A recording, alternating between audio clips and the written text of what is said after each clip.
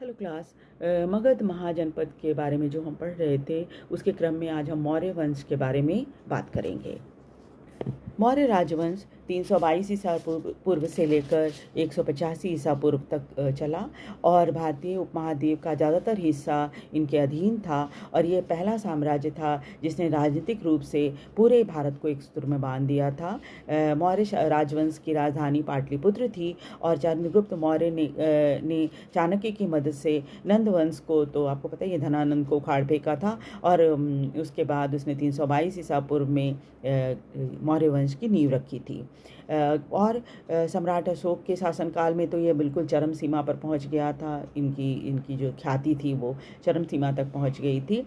उसकी चंद्रगुप्त मौर्य ने Seleucus Nicator की पुत्री से विवाह कर लिया था। उसने मगध पर 322 ईसा पूर्व से लेकर 298 ईसा पूर्व तक शासन किया और उसके बाद उसका पुत्र बिंबिसार गद्दी पर बैठा था।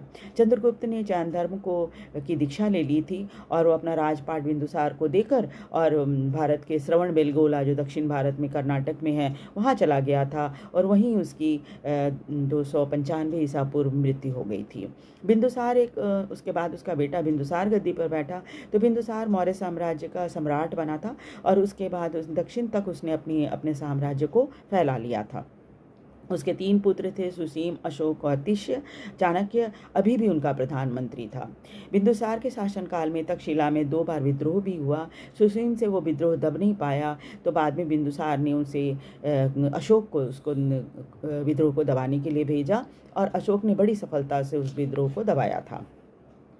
बिंदुसार की मृत्यु के बाद अशोक गद्दी पर बैठा और अशोक 304 ईसा पूर्व से लेकर 332 ईसा पूर्व तक गद्दी पर बैठा रहा। अशोक को चक्रवर्ती सम्राट भी कहा जाता है। चक्रवर्ती सम्राट का मतलब होता है सम्राटों का सम्राट। अशोक न केवल एक कुशल प्रशासक था बल्कि बौद्ध धर्म का प्रचारक भी था। कलिंग युद्ध के 2 वर्ष के बाद बौद्धों का अनुयायी हो गया था वो, और कई जगहों पर उसने स्तंभ भी बनवाए हैं जिसको अशोक स्तंभ कहा जाता है। भारत में शिलालेख लिखवाने वाला वो पहला शासक था। बौद्ध धर्म के प्रचार के लिए उसने अपने पुत्र महेंद्र और पुत्री संघमित्रा को श्रीलंका भेजा था। उनकी मृत्यु 332 ईसा पूर्व में हो गई। उसके सेनापति पुष्यमित्र शुंग ने उसे मार डाला और उसके बाद शुंग वंश की मगध पे स्थापना हुई थी। तो अगली क्लास में हम लोग शुंग वंश के बारे में पढ़ेंगे। वीडियो को लाइक और सब्सक्राइब जरूर कर दीजिए और शेयर भी कीजिए ताकि और लोग भी इसे देख सकें। Thank you very much.